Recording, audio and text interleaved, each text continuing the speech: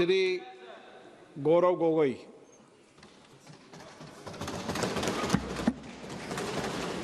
धन्यवाद अध्यक्ष महोदय। इस बिल पर प्रारंभ करने से पहले मैं आपका ध्यान असम में हुए बाढ़ और वहां पर लगभग 70 व्यक्तियों की मौत की तरफ आकर्षित करता हूं और इस सदन से बड़े पीड़ा मन से, बड़े दुखी मन से केंद्र सरकार से असम के लोगों के लिए एक विशेष पैकेज की मैं गुजारिश करता हूं। सर, मैं शुरुआत करता हूं इस बिल से। और अभी हमने आदरणीय मंत्री जी के वक्तव्य सुना और उनके बात और इस संशोधन वाले बिल का विवरण पढ़ के साफ साफ पता चल जाता है कि ये सरकार शिक्षा विभाग को लेकर गंभीर नहीं है, सुधार नहीं लाना चाहती। ये सिर्फ एक दिखावा का बिल है, क्योंकि ये बिल एक संशोधन बिल है। आज से 2 साल पहले ये बिल लाया गया था, public examinations prevention of unfair act 2024।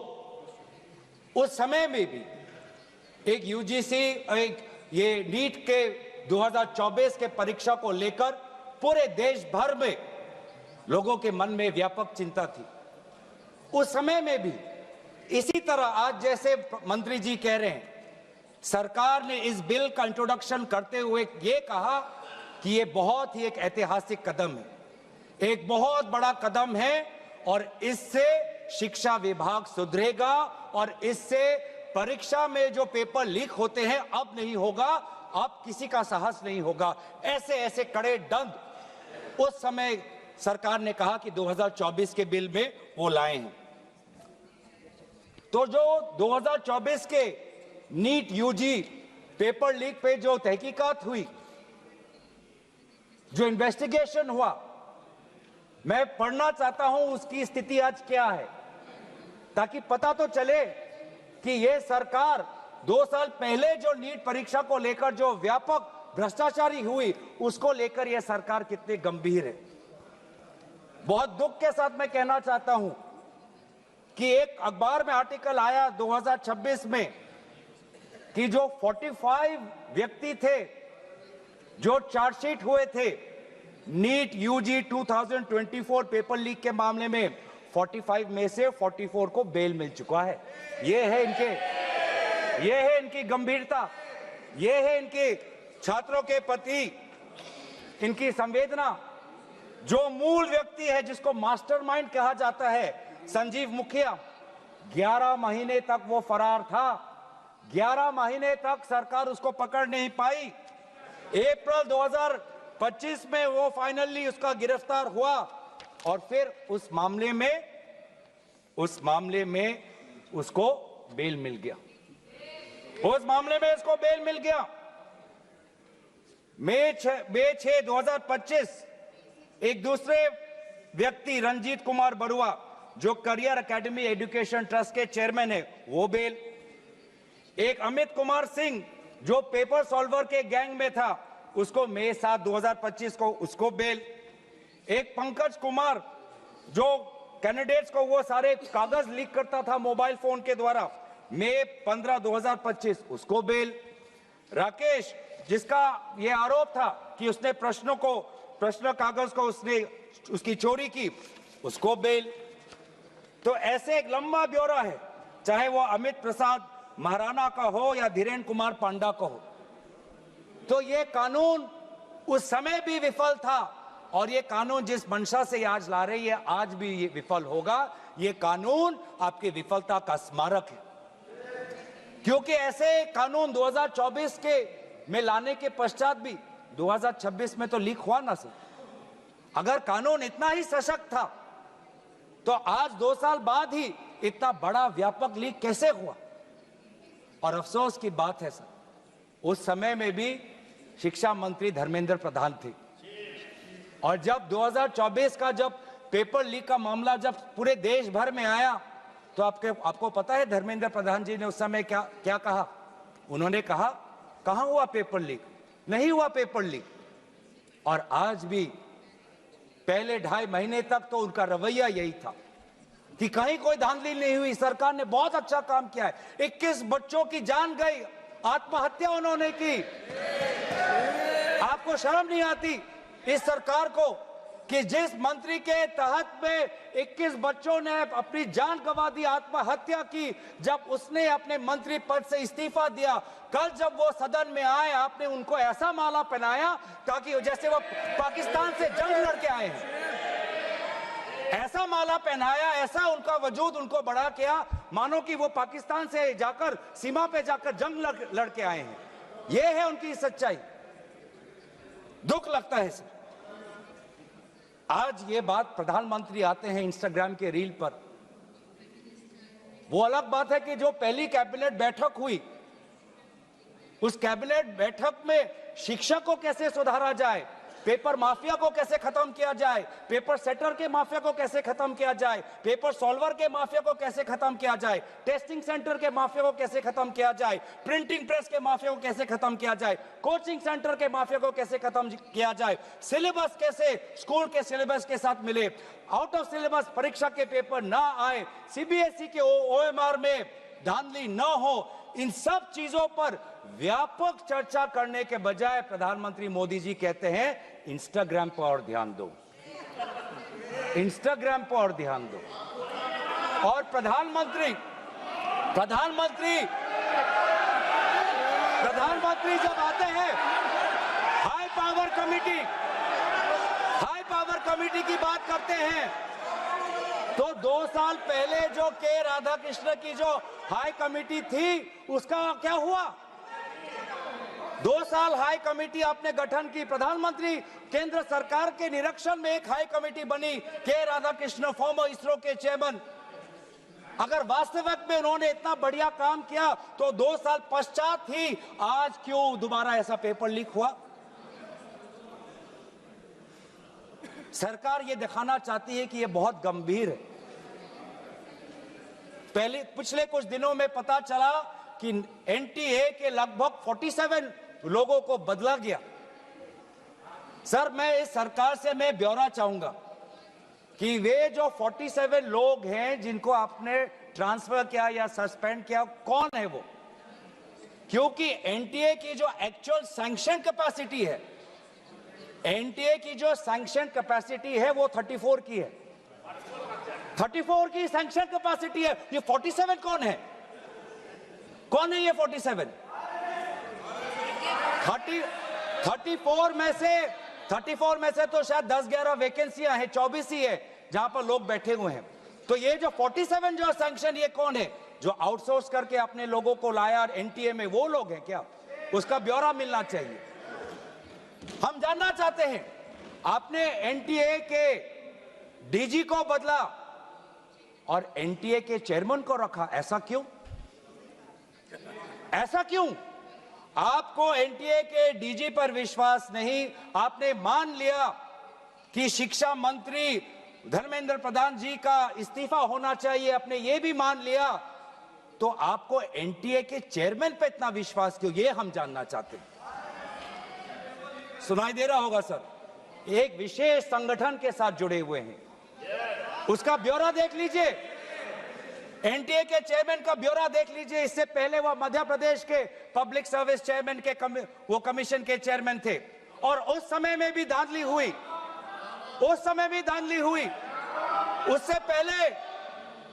उससे पहले वो छत्तीसगढ़ में भी पब्लिक सर्विस कमीशन में चेयरमैन थे, उस समय में भी धांधली हुई। ऐसे इतने धांधली से जुड़े हुए व्यक्ति को आज भी इतने पेपर लीक होने के पश्चात भी आपकी सरकार बचा रही है, आपकी सरकार बचा रही है।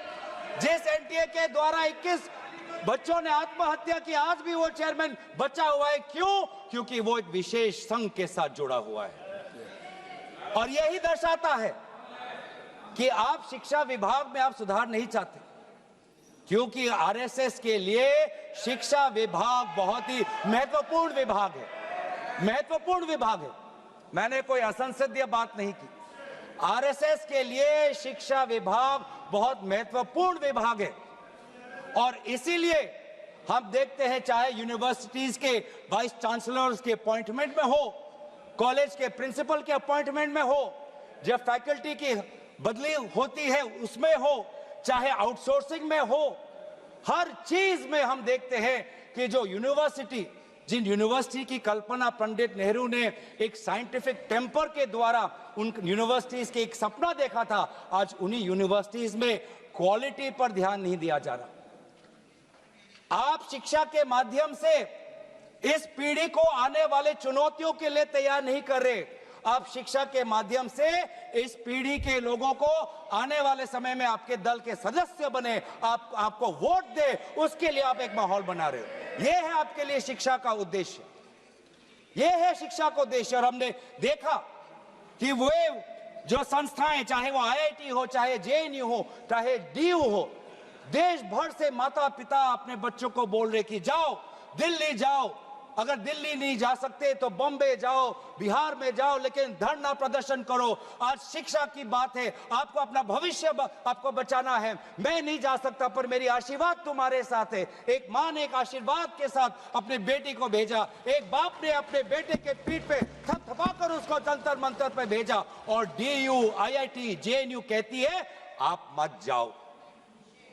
छात्रों को कहती है अगर आप जाओगे तो आपके करियर पर प्रभाव बन सकता है। यह है शिक्षा की संस्थाएं। ऐसे हम आने वाले चुनौतियों के लिए हम भारत का निर्माण करेंगे, अपने युवाओं को हम उनको ताकत देंगे।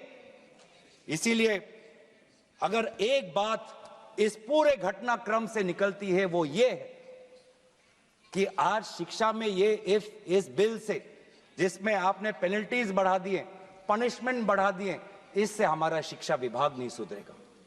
राहुल गांधी जी बार बार कहा कि धर्मेंद्र प्रधान जी सिर्फ एक मुखौटा है आपके शिक्षा विभाग का। आपकी शिक्षा के प्रति जो आपकी जो नीति है वो सिर्फ उसका एक चिन्ह है, एक सिंबल है। उनके हटने से भी शिक्षा में सुधार आएगा। आज भी ना बच्चों को विश्वास आता है इस बात पर, ना हमें इस बात पर विश्वास है। लेकिन इसके पश्चात भी आज शिक्षा पर बातचीत हो रही है, आज शिक्षा को लेकर धरना हो रहा है, आज शिक्षा को लेकर जंतर मंतर में हजारों की तादाद पर लोग इकट्ठित हुए हैं। आज शिक्षा के विषय पर सारे दल संगठन सब ने अपने अपने प्रदेशों में, चाहे महाराष्ट्र में हो, चाहे यूपी में हो, चाहे बिहार में हो, चाहे पश्चिम बंगाल में हो, चाहे या असम में हो, सब जगह विभिन्न राजनीतिक दल संगठन और इन दल संगठन से अलग सारे युवा सड़क पे आ गए। सब ने अपने शिक्षा की मांग की। और क्यों मांग की? उनके दुख को पहले हमें समझना चाहिए, उनके पीड़ा को हमको समझना चाहिए, वो उनके अंदर जो नाराजगी है उस बात को हमें समझना चाहिए। नहीं तो किसी का इतना साहस नहीं कि सड़क पे आके गर्मी बारिश, सड़क पे सोना, पुलिस की लाठी खाना, दिन दिन भूख हड़ताल पे रहना, सबकी इतनी साहस नहीं है। ये साहस कहां से आता है? ये साहस आता है उस दर्द से, जिस दर्द में अपने भविष्य को लेकर वो विवश हैं, जिस दर्द में अपने देश के भविष्य को लेकर वो विवश है, जिस दर्द को वो आज के समाज में उसको व्यक्त भी नहीं कर सकते, सरकार से सवाल भी नहीं पूछ सकते। और बहुत ही बढ़िया एक व्यक्ति ने इस पूरे जो दर्द है, इस दर्द के बारे में बात करते हुए गोपाल दास नीरज के गीत की बात करता है। वो व्यक्ति जिस व्यक्ति से राहुल गांधी जी मिलने गए, उसने कहा, उसने हमें याद दिलाया कि नीरज की वो पंक्तियां, स्वप्न झरे फूल से, मीत चुबे शूल से, लुट गए सिंगार सभी, भाग गए बबूल से, और हम खड़े खड़े बहार देखते रहे, कारवां गुजर गया गुबार देखते रहे। ये बच्चों की वो दुख है। क्या करें? हमारे पास पैसे नहीं है इतने कि हम पेपर खरीद पाएं। 30-30 लाख का पेपर हमें खरीदने के पास, हमारे पिताओं के पास इतने सामर्थ्य नहीं है। वो दुख है, वो नाराज है, और इसीलिए जब वो दुख से वो लड़ नहीं पाते तो आत्महत्या पर आ पड़ते। और NCRB में सर, आज देश की ये व्यवस्था, देश की असली ये है कि आज NCRB में, नेशनल क्राइम रिकॉर्ड्स ब्यूरो में, ये भी एक कारण है कि आत्महत्या हुई क्योंकि वो बच्चा एग्जाम में फेल हुआ। ऐसा भी एक कारण आ गया है। बच्चों की आत्महत्या, छात्रों की आत्महत्या लगभग 1 लाख से ऊपर बढ़ चुकी है, 1 लाख से ऊपर, जिसमें से 2000 ने तो साफ साफ कहा है, 2400 ने साफ साफ कहा है कि मैं फेल हो गया और इसीलिए मैं सुसाइड ले रहा हूं। बहुत लोग, बच्चों ने फैमिली, पारिवारिक कारण से, फैमिली रीजन से वो आत्महत्या उन्होंने की, लेकिन इसके पश्चात भी वे युवा आए, वो चाहे गुजरात से हो, वो चाहे महाराष्ट्र से हो, चाहे विदेश से हो, चाहे दक्षिण भारत से हो, महाराष्ट्र से, वो सब आए। और जब वो आए और दिल्ली की गर्मी, दिल्ली के बारिश से जब वो जो उन्होंने उसमें जो दर्द है, उसमें जो संघर्ष है, उस संघर्ष को याद करते, उस संघर्ष को झेलने में उन्होंने याद किया सावित्री बाई फुले को। वे लड़कियां जो आई थी, ऐसे बहुत लड़कियां थी जिन्होंने रील पे कहा कि मैं अपने माता पिता को बिना बोले में जा रही हूं क्योंकि मुझे लड़ना है। ऐसे भी लड़कियां थी जिन्होंने कहा कि मैं छात्र नहीं हूं, मैं काम करती हूं, लेकिन मैंने भी कुछ साल पहले नीट का परीक्षा दिया था, मैं पहले अटेम्प्ट में मेरा पेपर लीक हो गया, कितना मानसिक मेरे पे दबाव बना मैं खुद समझ सकती हूं। आज अगले पीढ़ी के साथ, जिस समय मैं खड़ी नहीं हो पाई, मैं बाहर नहीं आ पाई, लेकिन आज अगले पीढ़ी के साथ मैं खड़ा होना चाहती हूं, मैं जाऊंगी आज। ये सब वहां पे आए क्यों? क्योंकि उन्होंने इतिहास को याद किया कि जिस प्रकार से सावित्री बाई फुले हो या फातिमा शेख हो, जिस प्रकार से समाज ने उन पर उत्पीड़न किया, लेकिन वो कभी भी अपने बाग से हटे नहीं। युवा लोग आए, एक लड़का था हरे शर्ट में, वो पुलिस को बोल रहा कि आ मार, मुझे मारो, मारो सर मारो। उसमें वो भगत सिंह का जज्बा हमें दिखाई दिया हमेशा, और उसने हाथ नहीं उठाया, उसने खाली बोला कि मारो, क्योंकि ये थी लोगों की और युवाओं की ताकत कि अब वो डर उनसे चला गया, डर खत्म हो गया, डर गायब हो गया। लाठी है, दर्द होगा, रात को सोने में मुश्किल होगी, लेकिन सब लोग कह रहे थे कि कुछ नहीं होता, अगर शिक्षा के लिए, अपने भविष्य के लिए अगर मुझे 2-3 लाठी भी खानी पड़ेगी तो मैं लाठी खाने जाऊंगा। ऐसे भी लोग थे जो 20 जुलाई के रात को आए, वो 20 जुलाई के सुबह नहीं थे, 7 बजे नहीं थे, 4 बजे दोपहर को नहीं थे, वो रात को 10 बजे आए। क्यों? क्यों? उनको दुख हुआ, उन्होंने रील में देखा कि किस प्रकार से पुलिस वालों ने बच्चों पर हाथ उठाया और उन्होंने बोला कि चलो मैं भी एक लाठी खाने जाऊंगा। ये है हमारा युवा शक्ति। मैं इस सदन से भारत के युवा समाज को मैं नमन करता हूं, आभार प्रकट करता हूं, शुभकामनाएं मैं देता हूं, धन्यवाद देना चाहता हूं कि आपने हमें दोबारा याद दिलाया कि लोकतंत्र का मतलब क्या है।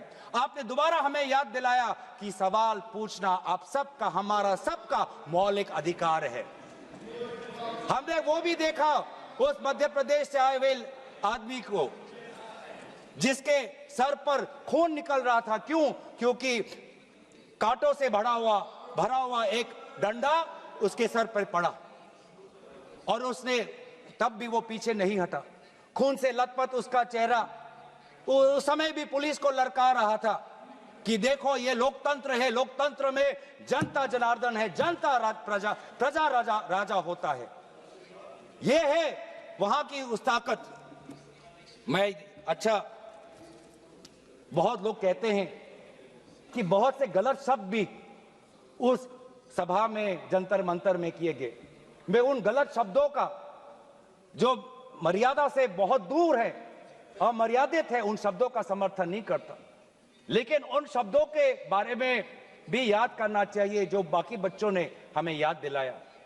किसी एक बच्चे ने याद दिलाया वसीम बरेली की कविता, जिसमें लिखा है, जो उसूलों पर आंच आए तो टकराना जरूरी है, जिंदा हो तो जिंदा नजर आना जरूरी है। ये हैं बच्चे, ये है वो बच्चे और जो अलग अलग प्रदेश से आए हैं।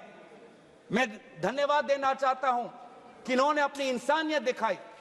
हर वो बेटी जो वहां जाती थी वो कहती थी कि ये जंतर मंतर, ये ऐसा एक जगह बन गया है जहां पर मैं अपने आप को सुरक्षित महसूस करती हूं।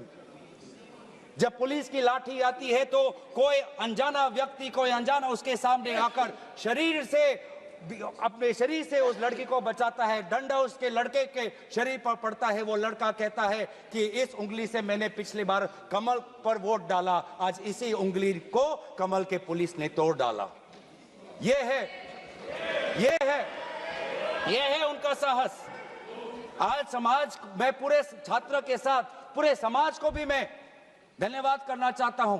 उस गुरुद्वारों को मैं के संचालकों को मैं धन्यवाद करना चाहता हूं जिन्होंने अपना दरवाजा खोला, लोगों को वहां पे शरण दिया। ये है हमारी देश की खूबसूरती। मैं धन्यवाद देना चाहता हूं कि देश भर से लोगों ने फोन किया कि मैं वहां जा नहीं सकता, लेकिन स्विगी के द्वारा उन बच्चों को खाना तो पहुंचा सकता हूं। मैं धन्यवाद करना चाहता हूं उन वकीलों का, वो चाहे सुप्रीम कोर्ट के बाहर हो, चाहे वो जंतर मंतर पे आए हो, सबने बोला कि लोकतंत्र के साथ, संविधान के पक्ष में आज हम सब यहां पे खड़े हैं।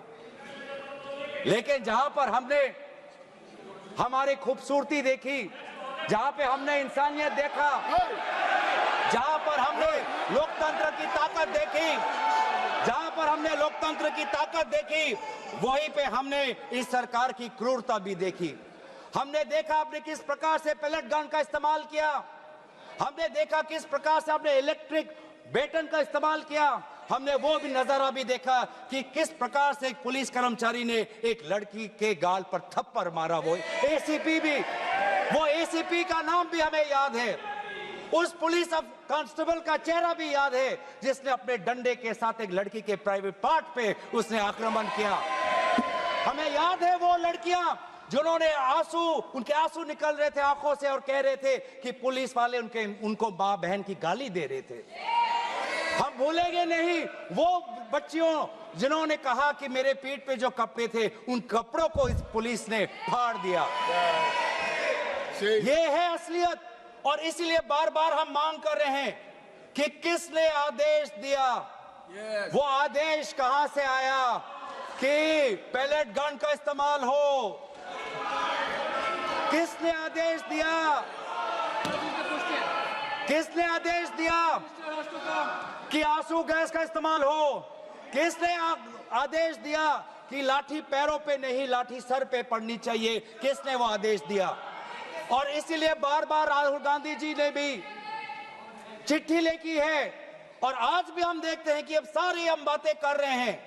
आज इस सदन में, इस सत्र में इस विषय पर भाग इसलिए लेना चाहते हैं क्योंकि हम सरकार से जवाब चाहते हैं, और विशेष रूप से गृह मंत्री से जवाब चाहते हैं।